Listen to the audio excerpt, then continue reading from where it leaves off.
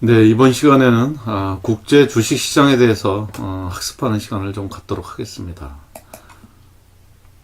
먼저 학습 목표 잠깐 볼까요? 80년대 후반부터 국제 주식 시장도 채권 시장과 마찬가지로 질적으로 양적으로 급격한 그러한 성장을 보이게 됩니다. 그리고 오늘날 그러한 해외 주식 거래는 매우 보편화되고 일반적으로 됐습니다. 그래서 이번 차시에서는 국제 주식 투자를 위한 다양한 그 수단에 대해서 한번 살펴보는 시간을 갖도록 하겠습니다. 먼저 국제 주식 시장의 뜻을 한번 살펴보도록 하겠습니다. 80년도 후반부터 국제 주식 거래가 질적으로 양적으로 급격한 발전을 이루었다고 좀 전에 이야기했죠. 이러한 이유는 각국 정부의 자본시장 개방과 금융규제 완화 정책에 기인하게 됩니다. 1980년도에 미국의 소위 블랙 먼데이라고 불리는 미국 증권시장이 폭락을 하게 됩니다. 이 이후로 그 서구 유럽의 투자자금들이 주식 투자를 국제적으로 분산시켜서 위험을 좀 줄이고자 하는, 즉 국제 분산 포트폴리오 투자를 하기 시작을 하게 됩니다.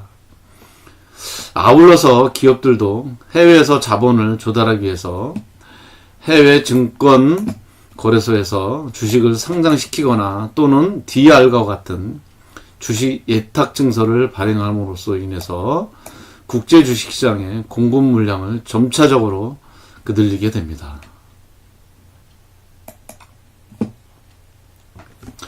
국제 주식시장 간의 그러한 자본의 이동이 급격히 자유로워지면서 최근 각국 주가의 움직임에 대한 그러한 서로 간의 상관관계도 높아지게 됩니다.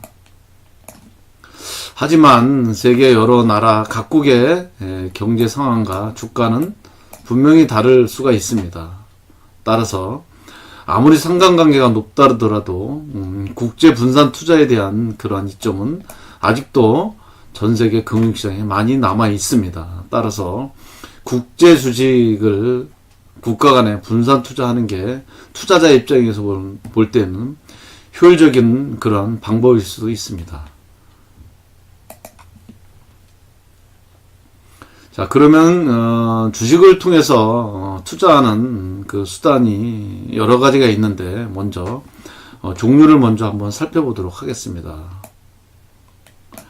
직접 거래 방식이 있고요. DR과 같은 주식 예탁 증서를 통해서 거래할 수도 있고, 그 다음에 컨트리 펀드나 글로벌 펀드와 같은 간접 투자 형식을 뛸 수도 있고요. 아니면 해외 주식 연계 채권들이 있습니다. 그래서 주식 관련 채권이라고 이렇게 얘기하죠. 그런 내용들을 위주로 해서 한번 좀 살펴보도록 하겠습니다. 자, 가장 먼저 해외 주식 투자 수단의 가장 직접적인 방법이죠. 직접 거래입니다.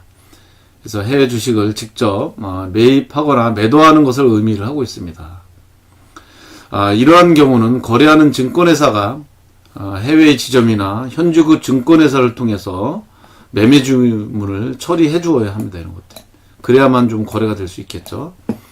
따라서 이러한 경우에는 아무래도 국내 증권 거래보다는 수수료와 같은 그러한 비용이 좀 다소 높게 발생될 수 있습니다.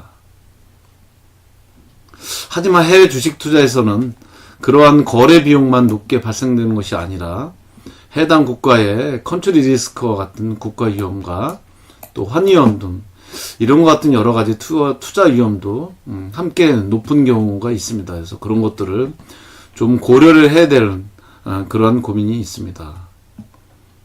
따라서 이러한 위험의 정도는 선진국에서보다는 아무래도 개발도상 국가의 경우가 훨씬 더 크게 나타나겠죠. 네, 그렇습니다.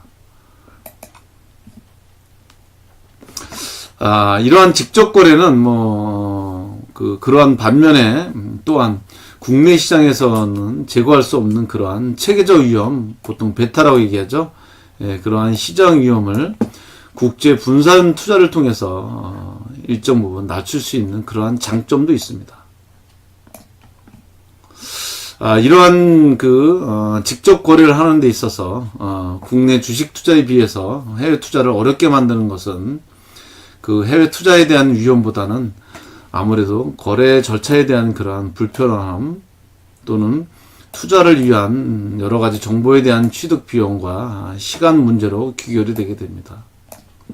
하지만 이러한 문제점들도 해외 주식 투자를 위한 여러 가지 간접 투자 수단을 이용함으로써 거의 해결될 수가 있습니다. 그래서 그러한 투자 수단에는 우리가 이따가 살펴볼 펀드가 있겠죠. 예, 이따가 따로 또 설명을 좀 드리도록 하겠습니다.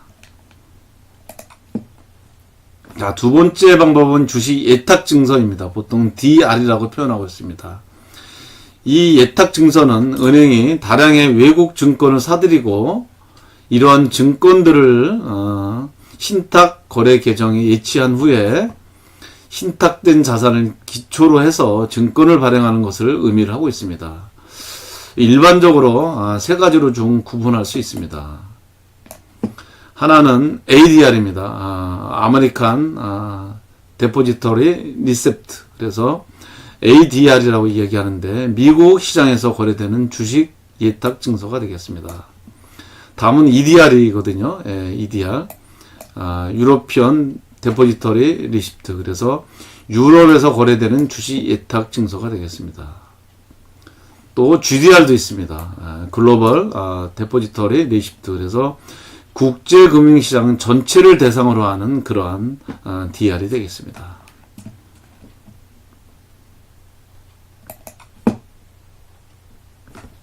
이러한 주식 예탁 증서는 기초자산인 외국 증권으로부터 파생된 것입니다. 따라서 원 주식과 주식 예탁 증서의 움직임은 유사하게 움직입니다. 하지만 반드시 1대1 관계가 유지되는 경우는 그렇게 많지는 않다고 이렇게 보여집니다. 이 주식 예탁 증서 한 주와 기초 주식의 한 주가 서로 상하지 않게 되고 또한 주식 예탁 증서의 공급에는 일정한 제한이 있습니다. 그래서 주식 예탁 증서가 상장된 그러한 외국 시장 내의 수요나 공급 조건에 의해서 이러한 예탁 증서의 가격은 새롭게 결정되기 시작합니다. 또한 주식 예탁 증서는 신탁 계정에 대한 지분에 대한 소유권을 나타낼 뿐 외국 증권에 대한 그 소유권이 아니기 때문에 주식에 대한 간접적인 지배권만을 이렇게 표시하게 됩니다. 자, 세 번째는 이제 간접 투자 방식이겠죠. 직접 투자에 대한 그 리스크는 아무래도 정보에 대한 비용, 시간에 대한 비용, 각 국가에 대한 컨트리 리스크가 발생된다 그랬죠. 이런 것들을 해결하기 위해서는 간접 투자의 방식인 펀드를 통한 방법도 있겠죠. 컨트리 펀드입니다. 그래서 이 컨트리 펀드는 개별 기업보다는 해외 주식 시장 전체를 보고 투자할 때 적절하게 이용할 수 있는 하나의 투자 수단입니다. 이 컨트리 펀드는 주로 폐쇄형 펀드입니다. 그래서 펀드의 규모가 정해져 있고 보통 한 나라의 주식에만 투자하는 형태를 가지고 있습니다. 폐쇄형 컨트리 펀드는 개방형 뮤추얼 펀드와는 달리 펀드의 주식수가 정해져 있기 때문에 펀드에 대한 수요에 따라서 그 펀드의 순자산 가치 NPV겠죠. 이 외에도 프리미엄이나 또는 디스카운트가 형성되는 그러한 특징을 좀 가지고 있습니다.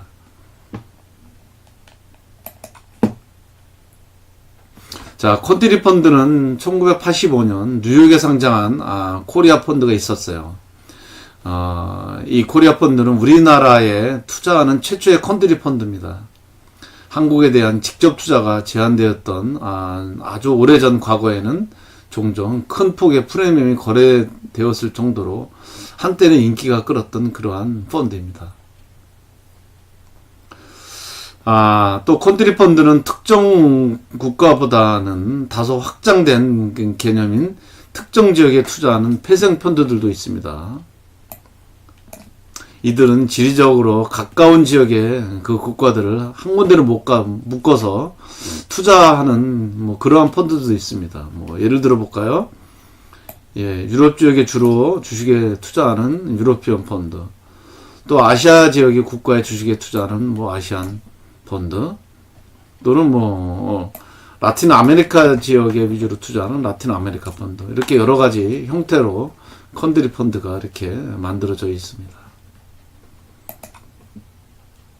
자, 다음은 해외 주식 투자 수단의 네 번째인 글로벌 펀드입니다.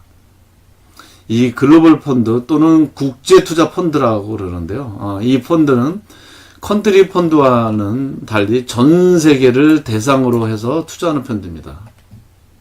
주로 개방형 펀드가 설정되어 있는 특징을 가지고 있습니다. 글로벌 펀드는 펀드가 설정된 본국의 주식을 포함한 그 포트폴리오를 구성한 반면에 국제 투자 펀드는 외국의 주식들만으로 펀드를 구성하는 그러한 차이점이 있습니다.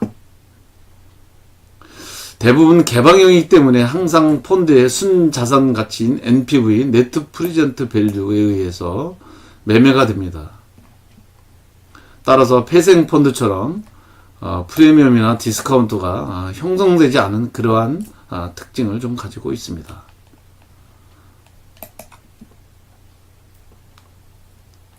자, 글로벌 펀드는 단순히 국제적으로 분산하는 그러한 펀드 외에 뭐 이머징이나 또는 인터내셔널 그로스 펀드와 같은 그러한 특별한 것도 가지고 있습니다. 따라서 대상 국가와 대상 기업을 선정하는 뭐 그러한 펀드들도 있습니다. 이러한 글로벌 펀드는 컨트리 펀드에 비해서 각 국가나 특정 지역이 아닌 개별 시장의 위험을 분산해서 글로벌 시장의 그 체계적 위험인 그 베타만 가져간다는데 큰 의의가 있다고 여러분들은 이해를 하면 되겠습니다.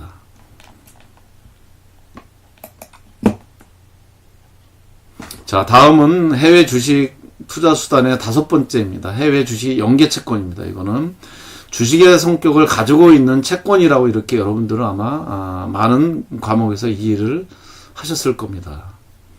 자, 해외 주식 연계 채권 투자란 발행 당시에는 고정금리로 지급하는 그러한 채권 형태를 가지고 있었지만 간접적으로 주식 투자를 겸하고 있는 그 CB 또는 BW에 대한 투자를 지칭합니다. 일반적으로 CB는 컴포터블 본드, 그래서 전환사채라고 이렇게 부르는 것이고요. 신주 인수권부 사채는 BW, 본드 위드 워런트라고 이렇게 표현하고 있습니다. 자, 전환사채인 경우에는 발행회사의 주식으로 일정 전환 시점이 돼서 전환을 할 수 있는 기회가 와서 전환할 경우에 그 채권이 주식으로 전환될 수 있는 그러한 채권을 의미를 하고 있습니다. 그래서 이러한 채권은 전환이 되면 채권자가 투자자로 이렇게 채권자가 주주로 바뀌는 뭐 그런 성격을 가지고 있습니다. 그래서 채권 자체가 주식으로 완전히 바뀌어버리는 거지만 이 신주 인수권부 자체는 채권은 만기 때까지 그대로 유지가 됩니다. 단지 그 채권을 발행한 회사의 그 주식으로 돈을 더 출자를 해서 주식을 인수할 수 있는 그런 권리를 가지고 있습니다. 따라서 신주 인수권부 자체의 그 투자자 지위는 채권자이면서 또는 주주가 될 수 있는 공동 투자자가 될 수 있는 그러한 성격을 가지고 있는 그러한 주식 관련 채권이 되겠습니다. 자, 하나하나 살펴볼까요? 예, 전환사채 CB입니다. 좀 전에 여러분들한테 소개했다시피 이 전환사채는 일정한 기간이 경과한 후에는 채권을 그 발행회사의 주식으로 전환할 수 있는 그런 채권입니다. 그래서 일종의 콜 옵션이 부과돼서 발행된 채권입니다. 그래서 주식의 성격도 일반적으로 가지고 있기 때문에 그러한 발행 금리는 일반 회사채에 비해서 훨씬 낮은 그러한 성격을 가지고 있습니다. 자, 다음은 신주 인수권부 사채입니다. BW라 그랬죠. 이는 회사채의 특정 가격으로 주식을 인수할 수 있는, 즉 신주 인수권이 첨부되어 있는 채권입니다. 그래서 채권은 만기 때까지 이자를 받으면서 유지가 되고 있고요. 추가적으로 주식을 인수할 수 있는 권리를 가지고 있는 그런 채권입니다. 그래서 이러한 그 채권과 신주 인수권은 금융시장에서 분리되어 따로따로 거래가 가능하다는 그러한 장점도 가지고 있습니다. 즉 채권은 채권대로 거래할 수 있고요. 또 신주 인수권은 신주 인수권대로 별도로 거래할 수 있다는 그러한 특징을 가지고 있는 것입니다.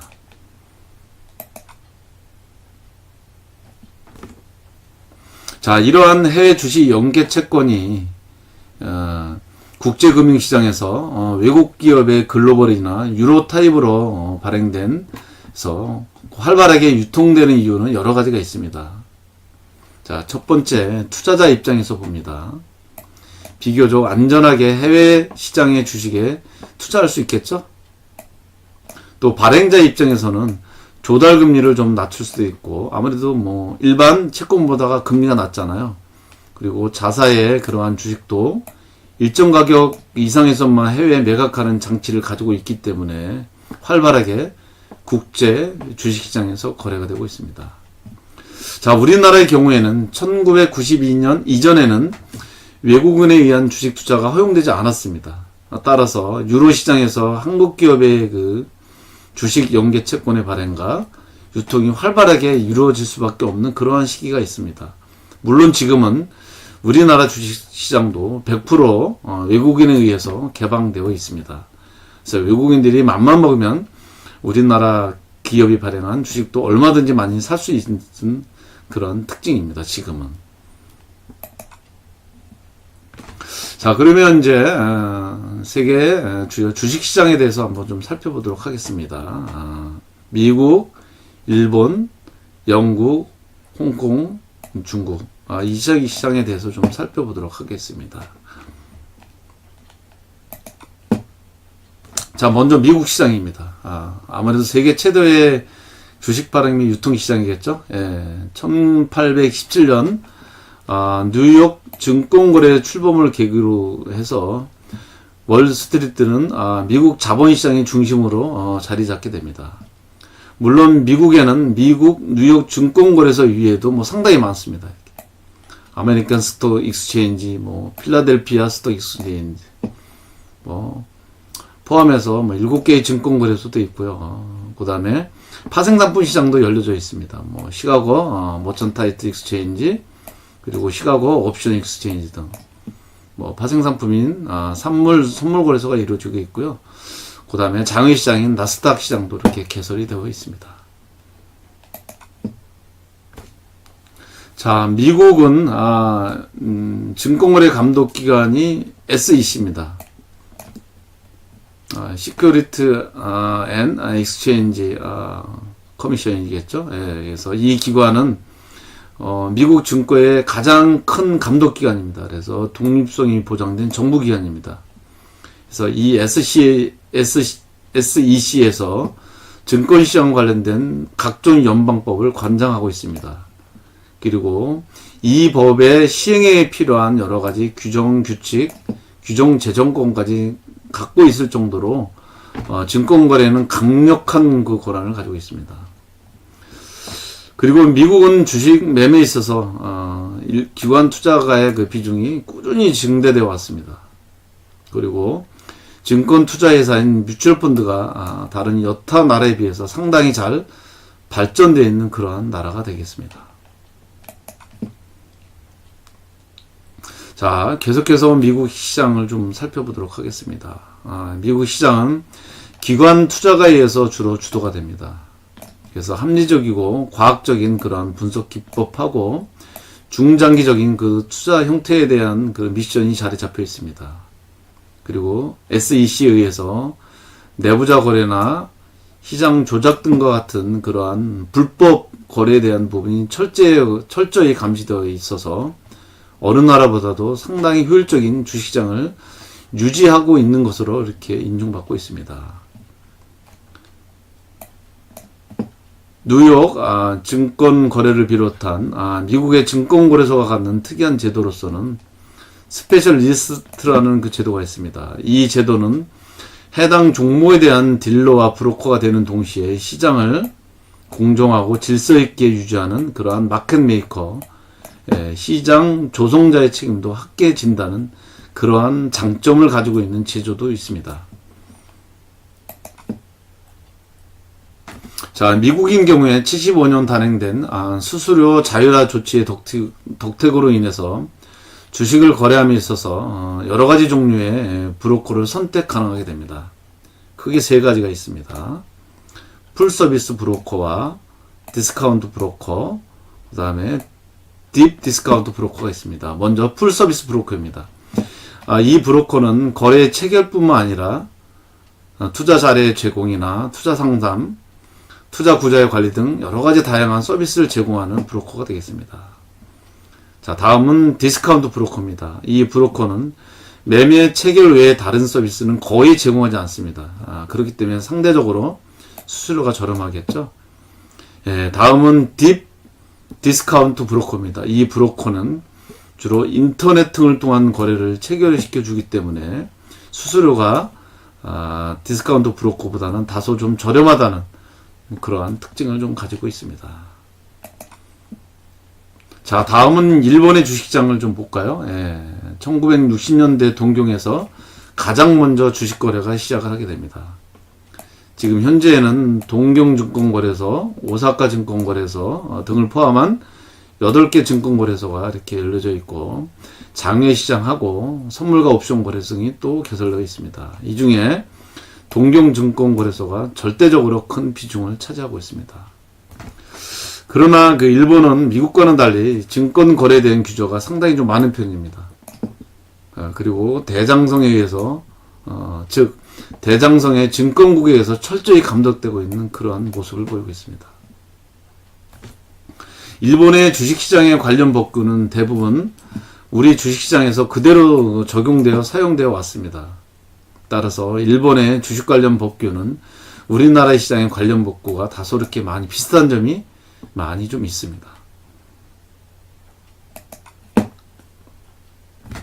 자, 일본에 대해서 좀 더 살펴보도록 하겠습니다. 일본의 공시제도랑 그 다음에 일본의 내부자 규제 제도는 석유의 제도와 그렇게 크게 다르진 않습니다. 하지만 미국처럼 철저한 감시 감독이 이루어지고 있다고 보여지지는 않습니다. 주로 일본의 주가 지수로는 동경 주가 지수, 그 다음에 니케이 지수, 이게 대표적입니다. 또 일본 역시 투자 신탁 제도가 잘 발달되어 있어서 일본 역시 기관 투자가들의 투자 비중이 상당히 높은 그러한 편이 되겠습니다. 자, 다음은 영국입니다. 영국 주식시장은 17세기 네덜란드에 의해서 세계에서 가장 먼저 증권거래가 시작되어 있습니다. 1802년도에 런던 증권거래소가 정식으로 개장이 되기 시작합니다.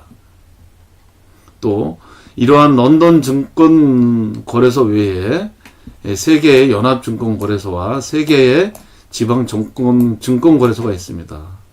그리고 영국 증권시장의 규모는 뉴욕이나 동경에 비해서는 뒤지지만 외국 기업의 상장 숫자에 있어서는 세계 최고의 그러한 위치를 나타낼 정도로 여전히 국제 증권시장에서 가장 중요한 그러한 위치를 차지하고 있습니다.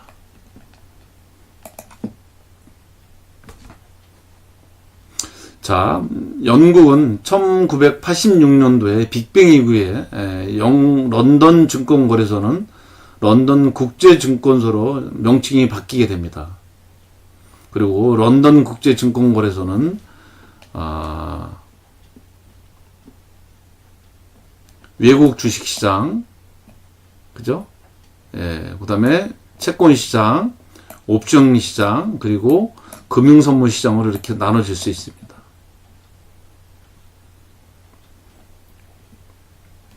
이거는 국내 주식시장이 되겠습니다. 그리고 선물 거래가 이루어지는 런던 국제 그 선물 거래소도 또 있습니다. 상당히 거래량이 많습니다. 그래서 이 런던의 리프페가 국제 금융 파생 상품의 중심지일 정도로 자리 잡았습니다. 자, 영국은 1860년도에 빅뱅에 포함된 내용이 있습니다. 주로 살펴볼까요? 예, 증권거래소의 회원국은 내국인, 외국인 구분 없이 완전 개방되어 있습니다. 그리고 거래 수수료도 완전 자유가 되어 있습니다. 또한 기존 브로커와 딜러 업무의 구분 없이 겸업을 인정할 수 있습니다. 그래서 증권회사의 또 업무용이 확대되는 그러한 성격을 가지고 있고요. 또한 투자자 보호를 위한 금융 서비스 법률 제정하고 그 SRB를 설치를 해서 투자자 보호를 위한 제반 장치를 가지고 있습니다. 또한 아울러서 증권거래의 전산화와 주식매매 개혁 등과 같은 증권 시장의 경쟁력 제고를 위한 여러 가지 다양한 조치를 마련해서 금융시장의 효율화를 달성한 그러한 나라가 되겠습니다.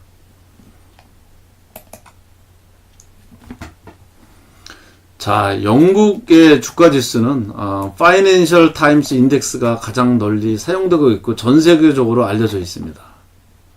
상장된 주식인 경우에는, 또 비상장된 증권의 경우에는 USM이 주로 거래가 되고 있습니다. 그래서 대표적인 지수를 가져왔습니다. 다음 홍콩입니다. 홍콩은 1891년도에 공식적인 거래가 시작되었고요. 86년도에 기존 4개의 증권거래소가 하나로 통합되게 됩니다. 홍콩은 일찍부터 자리를 잡아온 그러한 영국 등과 같은 유럽계 대형 금융기관들에 의해서 선진 금융 시스템을 갖추게 됩니다. 그리고 규제가 상대적으로 적어서 자본 조달 비용이 아주 저렴하다는 그러한 장점을 가지고 있습니다. 하지만 홍콩에 상장된 그러한 기업은 상당수가 부동산 기업이거나 부동산 관련 업종이 있어서 부동산 시장의 호흡 불황에 따라서 증시가 크게 영향을 받는 그러한 취약점을 또 지니게 됩니다. 홍콩은 1997년도에 홍콩이 중국에 반환되기 시작합니다. 그래서 이 이후에 중국의 경제 발전을 위한 자본 조달 창구로서의 역할을 또 아울러서 수행하게 됩니다. 따라서 기존의 항생주와는 별도로 중국 본토 기업을 H주로 별도로 상장시켜 있고 30% 이상의 중국 자본이 투자되어 있는 기업을 레드칩이라는 그러한 시장으로 구분해서 거래가 이루어지고 있습니다. 홍콩인 경우에는 대표지수가 항생지수입니다. 여기에는 33개 종목에 대한 시가총액 지수를 가지고 산정을 하고 있습니다. 다음은 중국입니다. 중국은 상해와 심천 두 곳에 거래소가 자리 잡고 있습니다. 주로 투자 대상 주식은 내국인 전용인 A 주식 시장과 외국인 전용인 B 주식 시장으로 구분되어 있습니다. 하지만 2001년 2월에 중국 내 개인 투자자들을 B 주식 거래에 참여에 대해를 허용을 했고요. 2002년 12월에 외국인의 주식 참여를 허용하게 됩니다. 중국인 경우 개인의 사유재산 소유권의 범위가 확장되어 가고 있고 일반인들도 주식시장에 대한 참여도 점차적으로 활발해져서 자본시장에 대한 가속도가 점차적으로 붙고 있다는 그러한 성격을 가지고 있습니다. 자, 다음은 이머징 마켓입니다. 이 시장은 신흥개발도상국 주식시장을 포괄적으로 일컫는 그러한 말입니다. 그래서 이 시장은 선진국 시장과는 달리 하이리스크 하이리턴, 고위험, 고수익 시장을 의미를 하고 있습니다. 세계은행 산하의 국제금융공사 IFC거든요. 관리하는 이머징 시장 데이터베이스를 보게 되면 이머징 시장에 속한 그 국가들을 알 수 있어요. 주로 이제 54개 국가 이렇게 되어 있고요.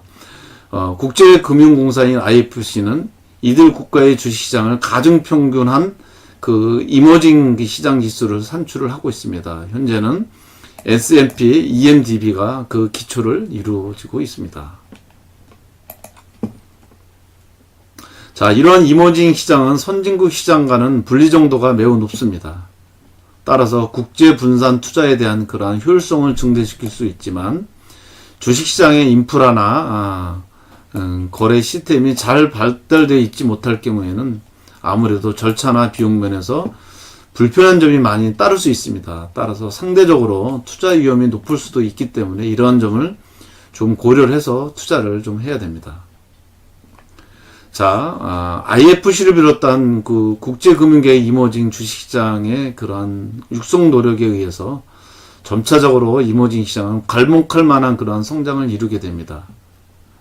그리고 모건 스탠레의 그 MSCI EAFE가 주로 인덱스가 주로 대표적인 인덱스로 통용될 수 있을 정도로 어느 정도 자리를 잡아 있는 그러한 시장이 되겠습니다. 자, 여러분들 해외 주식 해외 주식 시장에 대해서 여러 가지 측면에서 살펴봤고요. 아울러서 해외 주식과 관련된 여러 가지 금융 상품에 대해서 알아봤습니다. 자, 여러분들 강의를 마치도록 하겠습니다. 수고하셨습니다.